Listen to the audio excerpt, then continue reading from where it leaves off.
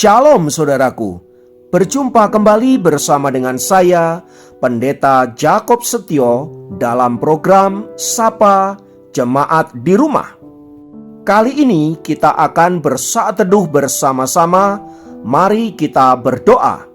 Tuhan, kami mohon kuasa-Mu, kami mohon urapan-Mu, agar firman Tuhan yang sebentar kami renungkan sungguh-sungguh boleh memberkati kami.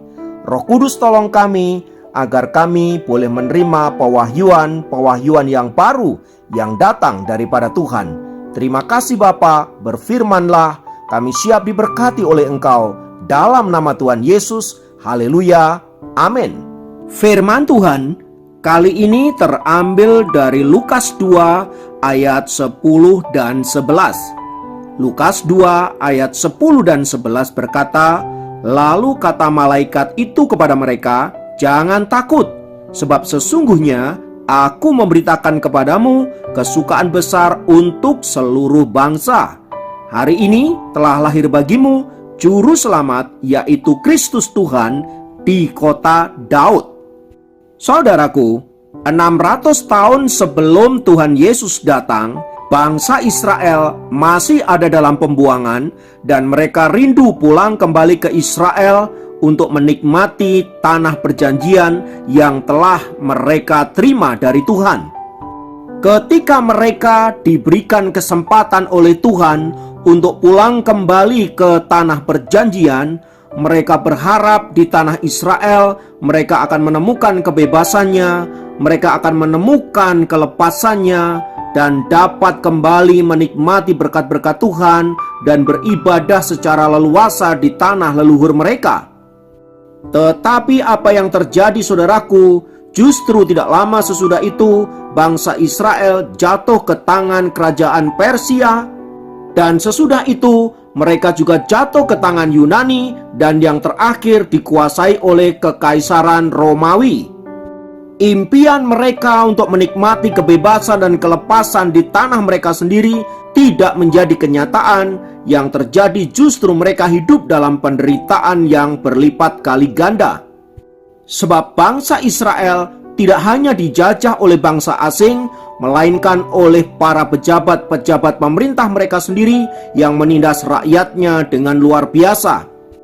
Belum lagi berhadapan dengan para mafia tanah dan tuan tanah yang bekerja sama dengan para pejabat untuk menyerobot tanah milik rakyat. Sehingga sebagian besar dari rakyat Israel pada waktu itu tidak memiliki tanah, dan kalaupun mereka memiliki tanah, itu hanya kecil saja. Tak berhenti sampai di situ saudaraku, penderitaan bangsa Israel ini ditambah oleh perlakuan dari para pemimpin-pemimpin agama mereka yang justru menindas mereka dan mengambil kesempatan mencari keuntungan bagi para pemimpin agama itu dengan peraturan-peraturan agama yang memberatkan rakyat. Sebagai contoh, bila orang Israel ingin mempersembahkan korban, mereka harus membeli korban yang telah disediakan oleh para pemimpin agama mereka dengan harga yang tentunya jauh lebih mahal dari korban milik mereka sendiri. Belum lagi ketika mereka harus membeli korban-korban yang telah disediakan oleh para pemimpin agama itu dengan menukarkan uang yang telah disetujui oleh mereka, tentu dengan harga yang jauh lebih mahal. Situasi ini membuat orang Israel hidup dalam penderitaan yang luar biasa. Itulah sebabnya saudaraku, ketika berita yang disampaikan kepada mereka tentang lahirnya Mesias, hati mereka sangat bersukacita, hati mereka sangat bergembira, dan rindu menyambut kedatangan Sang Mesias itu, karena mereka berpikir bahwa Sang Mesias akan melepaskan mereka dari segala penindasan, dari segala penderitaan yang mereka alami. Itulah sebabnya saudaraku, berita tentang kedatangan Yesus Sang Mesias disebut sebagai berita sukacita. Mengapa? Karena di situ dikatakan bahwa Sang Mesias bukan saja akan menyelamatkan atau melepaskan mereka dari beban hidup yang mereka alami, tetapi juga menyelamatkan mereka dari dosa-dosa yang selama ini telah membelenggu mereka. Pertanyaannya adalah, bagaimana respon kita dalam menanggapi berita yang luar biasa ini? Ada banyak reaksi tentunya. Bagi beberapa orang, kelahiran Yesus Sang Mesias merupakan ancaman bagi dirinya. Kelompok orang seperti ini diwakili oleh Raja Herodes yang ngamuk luar biasa ketika mendengar berita tentang kelahiran Yesus Sang Mesias. Sementara bagi beberapa orang yang lain, kelahiran Yesus Sang Mesias dianggap sebagai sesuatu yang biasa saja.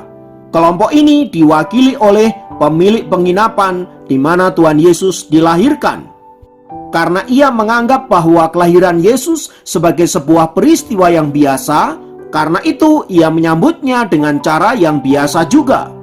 Sementara bagi beberapa yang lain, kelahiran Yesus adalah sesuatu yang sangat luar biasa. Kelompok ini diwakili oleh Maria dan Yusuf dan orang-orang Majus serta para gembala dan orang-orang Israel yang hidup dalam penderitaan. Mereka menyambut berita kelahiran Sang Mesias ini sebagai terang, sebagai pengharapan, sebagai motivasi untuk menjalani hidup ke depan dengan penuh semangat. Lalu bagaimana kita yang hidup di abad ini menanggapi berita sukacita ini? Bagi seorang teolog yang bernama Albert Schweitzer, meski ia dikenal sebagai teolog liberal, ia merasa bahwa kelahiran Yesus adalah bentuk kasih Allah yang luar biasa yang dinyatakan kepada dirinya. Oleh sebab itu, dia juga ingin membagikan kasih itu kepada orang lain. Oleh sebab itu, sekalipun ia menyandang gelar profesor doktor dalam bidang teologi dan menjadi direktur Theological College of St. Thomas, tidak membuat dirinya larut di dalam rasa nyaman yang berlebihan. Justru dalam puncak karirnya sebagai seorang teolog dan pendeta, ia memilih meninggalkan semua itu untuk melanjutkan studi kedokteran karena ia rindu mengabdikan dirinya sebagai utusan misi di Afrika. Karena itu, pada tanggal 20 Maret 1913, Albert Schweitzer bertekad untuk pergi ke Afrika Tengah dan melayani Tuhan di sana. Ia mendirikan rumah sakit dan menolong orang-orang Afrika untuk mengalami kelepasan yang datang daripada Tuhan. Atas karyanya itu, saudaraku, Albert Schweitzer pada tahun 1958 dianugerahi Nobel Perdamaian.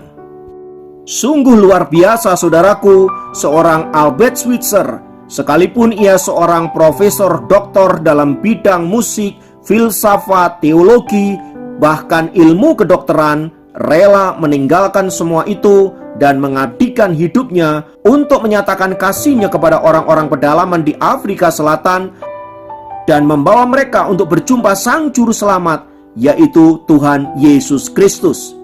Sungguh cara Albert Schweitzer dalam merespon kasih Allah sangatlah luar biasa. Menjadi pertanyaan, bagaimana dengan kita?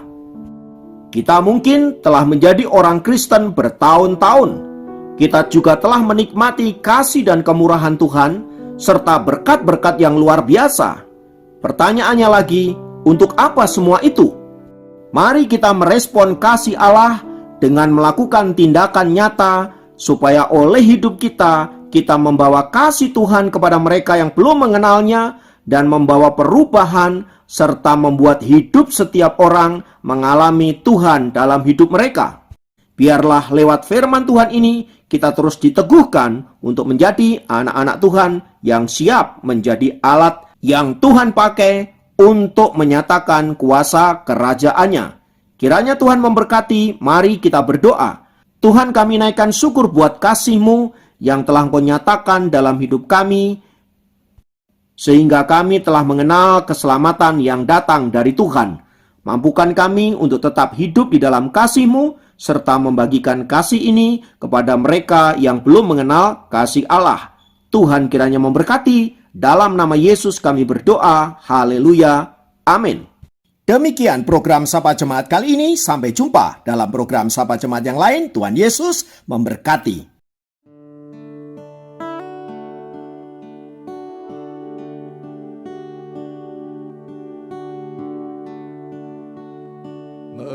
mengikut Yesus keputusanku, mengikut Yesus keputusanku, mengikut Yesus keputusanku. Ku tak ingkar, ku tak ingkar.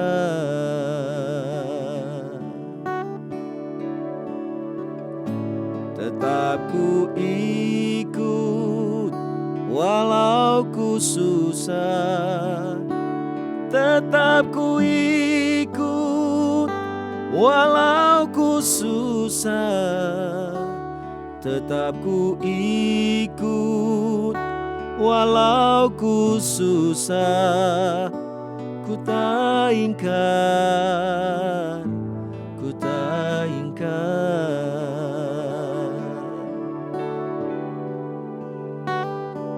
Salib di muka, dunia di belakang. Salib di muka, dunia di belakang. Salib di muka, dunia di belakang. Ku tak ingkar, ku tak ingkar. Dalam mengikut Yesus, kadangkala kita menghadapi pergumulan-pergumulan, masa-masa yang berat, namun tetaplah setia, sebab Tuhan kita Allah yang setia.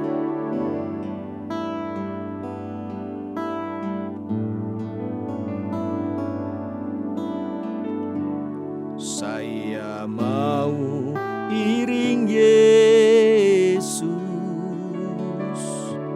saya mau iring Yesus sampai selama-lamanya. Saya mau iring Yesus, saya mau iring Yesus sampai selama-lamanya. Meskipun saya susah, menderita dalam dunia, saya mau iring Yesus sampai selama-lamanya. Meskipun saya susah, menderita dalam dunia, saya mau iring Yesus sampai selama-lamanya. Saya mau iring Yesus sampai selama-lamanya.